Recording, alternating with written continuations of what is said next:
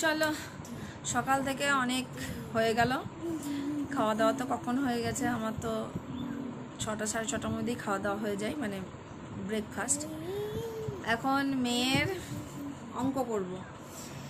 ভাত সিদ্ধ, মানে ভাত হয়ে গেছে, আর দেখি সবজি কি রান্না করব। তার আগে অঙ্কটা করিয়ে দিই, তারপরে বাকি কাজ ক্রমশ হবে একে একে। এইটা এইটা এইটা এইটা এইটা এইটা তুমি নিজে কতটা কি করেছো দেখিয়ে আমি করতে লসাগু করো। এই যে করেছি 14 হয়েছে। 14? এটা তো 9 আছে। ও সরি সরি সরি সরি, আচ্ছা 9 লিখছো 7। এত গোলমাল হয়ে গেছে। গোলমাল হয়ে গেলে হবে এত তাড়াতাড়ি? ওর সব গোলমাল হয়ে যাচ্ছে, কি হবে তাহলে? এই বয়স থেকে মাথার যদি গোলমাল হয়ে যায়, মা সরস্বতী গো তুমি একটু সহায়তা করো। চলো এসরে এদিকে বস, খাতা থেকে পড়ে যাবি। আমার ব্যালেন্স আছে। হ্যাঁ চল, ঝটপট কর ঝটপট কর। আবার ওটা লেখার দরকার নেই তো। 2 আর 9 দুটোই মৌলিক সংখ্যা। মৌলিক সংখ্যা বলছি, দুটো সংখ্যা ভাঙবে না তো। 2 2 2 2 2 9 এর ঘর কর। 2 7 14 2 1 16 2 9 18।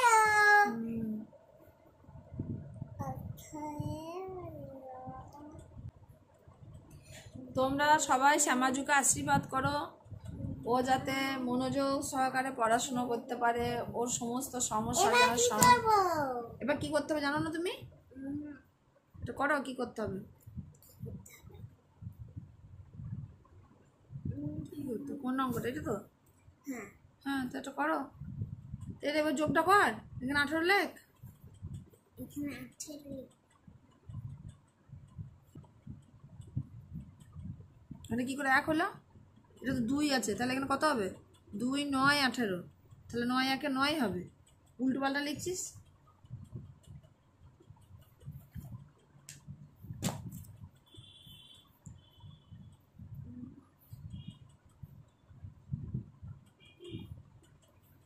আর এটা কত হবে? এটা 9 আছে, 9 2 18, 2 2 4। সব ভুলে যাচ্ছি নাকি একদিন করে?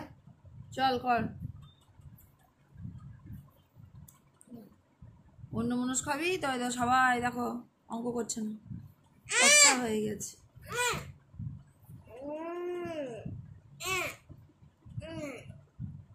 চল চল চল কর, তাড়াতাড়ি কর।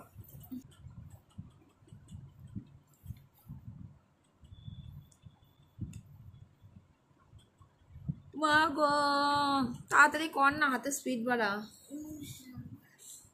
10টা বেজে গেল, রান্না করতে হবে। টেবিলটা নিয়েছি কেন? টেবিলটা কই?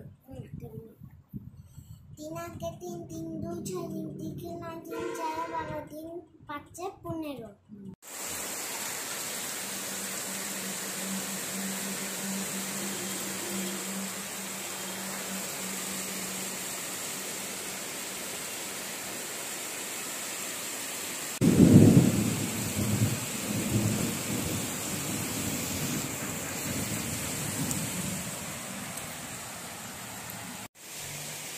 আমার এখন স্নান করে খাওয়া দাওয়া হয়ে গেছে।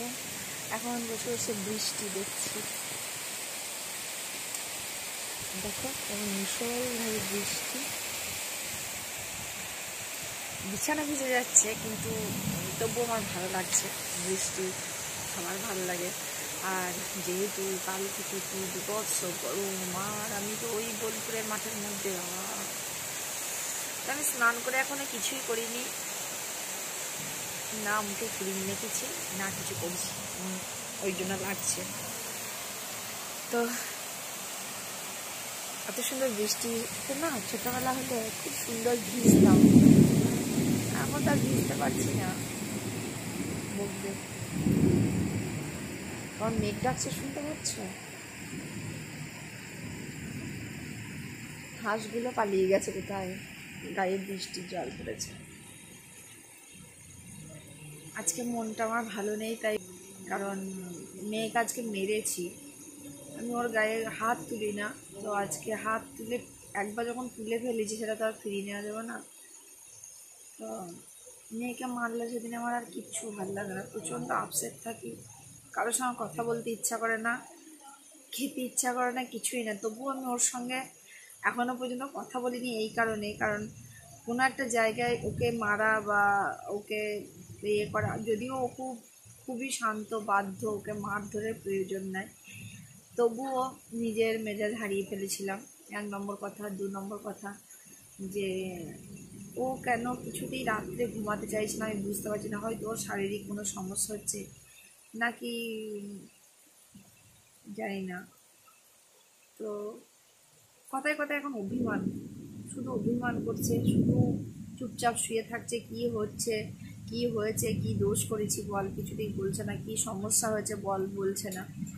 ও তো জানি না, এখনও তো বয়ঃসন্ধিকালে এসে পৌঁছয়নি, হয়তো আসবে পরে, তখন হয়তো এইগুলো আরও বেড়ে যাবে। কিন্তু তবুও আমি ঠিক বুঝতে পারছি না, শিশু সাইকোলজি আমাকে এখনও সেইভাবে মানে ধরা দিচ্ছে না যে অ্যাকচুয়ালি ওর মনের মধ্যে কী চলছে। হয়তো আমার শরীর খারাপটাই হয়তো হতে পারে যে ওর মনে প্রেশার দেওয়ার কিছু। তো যে অঙ্ক ও আজকে 7 দিন ধরে করছে এবং সবগুলোই নির্ভুলভাবে করেছে, আজকে যতগুলো অঙ্ক করছে শুধু ভুল করছে আর সব উল্টোপাল্টা করছে। সব থেকে মানে খারাপ লাগলো যে সাধারণ একটা যোগ, খুব ছোট যোগ, সেটাও ও করতে পারছে না। কেমন অন্যদিকে তাকাচ্ছে অঙ্কটা করতে করতে, অন্য মনস্ক হয়ে যাচ্ছে। তো মেরেছি, মেরে আমার নিজের মনটা তো খারাপ আছে। শুয়ে শুয়ে খানিক্ষণ কাঁদলাম, কেঁদে স্নান টান করে এলাম। কিছুই করি নাই, রান্না করবো বলে সব রেডি করেছিলাম। মা বললাম আমি রাঁধবো না, খাবো না, আমার দরকারই নেই। কারণ এমনি ছোটো থেকে কোনোদিনই ওর গায়ে আমি হাত তুলি না। যদি কখনো কোনোদিন কোনো কারণে তুলি, আমি এত অসুস্থতা ভুগেছি তবু ওর উপরে আমি রিয়াক্ট করি না। কিন্তু কখনো যদি আমি বকেছি, জোরে কথা বলেছি বা রিয়াক্ট করেছি, সেদিন আমার মনে হয় গোটা পৃথিবীর সঙ্গে আমার যেন আড়ি হয়ে গেছে। যে যত ভালো কথাই বলতে আসুক, আমার আর ভালো লাগে না। সব থেকে বড় কথা, ওর বাবার উপর বেশি রাগ হয়ে যায় যে যে জিনিসটা যখন আমার টাকেলে থাকে না, আমি কন্ট্রোল করতে পারি না, কেন তুমি সেটা দেখবে না, এইটাই তখন বক্তব্য হয়েছে। তাই মনটা আর ভালো ছিল না, তাই ব্লগটা কন্টিনিউ করিনি। তো দেখি এখনও খাচ্ছে। খেতে গিয়ে ও ভেবেছিল আমি কথা বলবো, কারণ যাই হোক আমি খেতে গিয়ে কথা বলি, কিন্তু আমি বলিনি। কারণ কিছু কিছু জিনিস আমি চাইলাম, মানে চাইছি যে ওর মধ্যে স্বাবলম্বিতা আনতে। যে যেমন খাইয়ে দাও, এখানে বসে থাকলে খাইয়ে দাও, এই করে। ও দেখছে মাতা যে খাইয়ে দেবে না, তবু ও খাবে না বলে আমি বললাম কিন্তু আজকে আমি কোনো গুরুত্বই দিই নাই। ও দেখলাম বসে বসে খুব কাঁদতে লাগলো, খুব কষ্ট ছিল, তবু কিন্তু আমাকে শক্ত হতে হলো। আমার বাবা খুব ভোলার চোখে বাবাকে খাইয়ে দেবো বললো, কিন্তু বাবা কাছে খাবে না, ও খেলো না, নিজেই খাচ্ছে আর কন্টিনিউ কেঁদেই যাচ্ছে। আমার মেয়ে কখনো আওয়াজ করে কাঁদে না, তো শুধু চোখে জল পড়ে আর হাত দিয়ে মুছে। তো দেখি খেয়ে আসুক, তারপরে আমি জানি এখন যদি ওর গায়ে আমি একটু হাত দিয়ে একটু আদর মানে এই করি বা একটু কাছে টেনে নিই, ও এখন ঘন্টা দিয়ে ভ্যা ভ্যা করে কাঁদবে। সেই জন্য আমি খানিকক্ষণ থেকেই আছি, কারণ আমার নিজের মানসিকতা ঠিক না, আমি কেঁদে কেঁদে নিজেরই মাথা ধরে ফেলেছি। তো চলো আবার তোমাদের সঙ্গে পরে কথা হচ্ছে। আমি এখন বৃষ্টি উপভোগ করি, খুব সুন্দর বৃষ্টিটা হচ্ছে, এত গরমের পরে এইরকম মুষলধারে বৃষ্টি দারুণ লাগছে। এই যে গুল্লি রানী কোলের কাছে এসে কুটকুট কুটকুট খুটকুট খুটকুট করছে মায়ের আদর খাবার জন্য, মায়ের পাত্তা নেবার জন্য। আজকে মার খেয়ে একদম মুখ পাংসু হয়ে গেছে। মা কেন মেরেছে রে গুল্লি? হ্যাঁ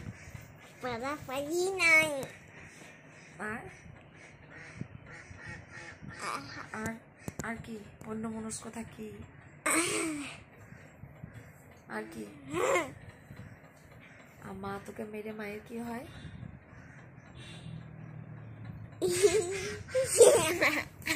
কি হয় বল? দুঃখ হয়। দুঃখ হয়? কিরকম দুঃখ হয়? কিরকম দুঃখ হয়? হ্যাঁ এখন বাজে 4টে, সেই 1টা থেকে আমি এরকম চোখ বুঝে শুয়েছিলাম। শরীরটা আজকে সত্যি ভালো লাগে না, মনটার সঙ্গে শরীরটা তা আমার পাশে এসে চুপ করে শুয়েছে, আমি বুঝতে পারিনি, চুপ করে এক পাশে ঘুরে শুয়ে আছে, মানে ওয়েট করছে যে মা কখন আমাকে একটু টেনে নেবে। তা ও তো জানেই মা কি বলে দিয়েছে, মায়ের কথা না শুনলে ও ভালো করেই জানে মায়ের কি হবে। বলে দে সবাইকে, ওকে বলে দাও, সবাই সবাই বলে দাও।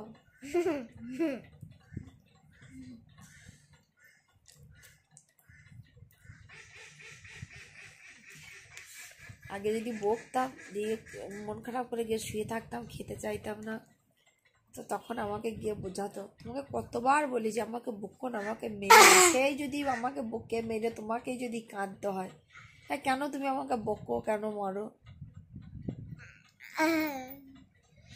আসলে ও যেদিন মা হবে সেদিন বুঝবে। হ্যাঁ, ও মা না হলে কি করে বুঝবে?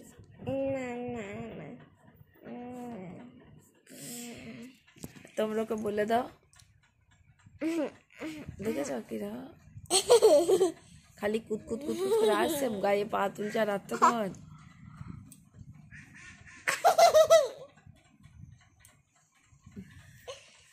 আমি চিপস একটু যে শুভ, তোমরা শুনতে পাচ্ছ কিনা জানি না, হাঁসের প্যাক প্যাক বন্ধ হয়ে গেল নাকি রে? ওরা ঠিক বুঝতে পারে আমি এই টাইমে ভিডিও করবো, ওরা ভদ্র হয়ে যায়, ওরা জানে যে আমাদের নামে খারাপ কিছু রটাচ্ছে, তাই চুপ হয়ে যায়।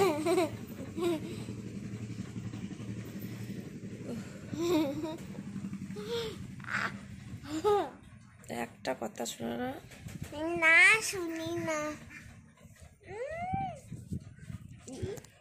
দেখো কেন কেমন বেয়াদ।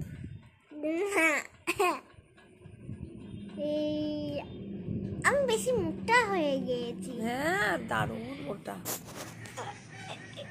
ওই দেখ pack pack pack pack pack pack pack.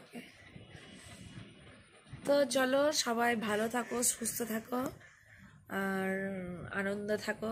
আমার তো একা একা দিন কাটে, মা বাবা চলে গেছে ওই বাড়িতে, খাওয়া দাওয়া হয়ে গেল, ওরা চলে গেল। এখন আমার পতিদেব আসেনি, তিনি গেছেন মাছ ধরতে, তিনি এলে তিনি কখন খাবেন আমি জানি না। বাবারে চমকে উঠছি। তো আজকের মতো এখানেই ইতিগজ। যদি মাছ এনে থাকে তাহলে তখন আবার, যদি মাছ পাই তখন আবার ব্লগটা কন্টিনিউ করব। সবাই ভালো থেকো, সুস্থ থাকো আর সাবধানে থেকো। বিকাল আসবে, যদি ভিডিওটি ভালো লাগে তাহলে লাইক কমেন্ট সাবস্ক্রাইব করো। আর এবার থেকে যখন গুল্লিকে মারবো, মানে এই যে রাইকে যখন মারবো তখন ভিডিও করে রেখে দেবো, তোমরা দেখবে, ঠিক আছে? না টাটা, টাটা করে দে।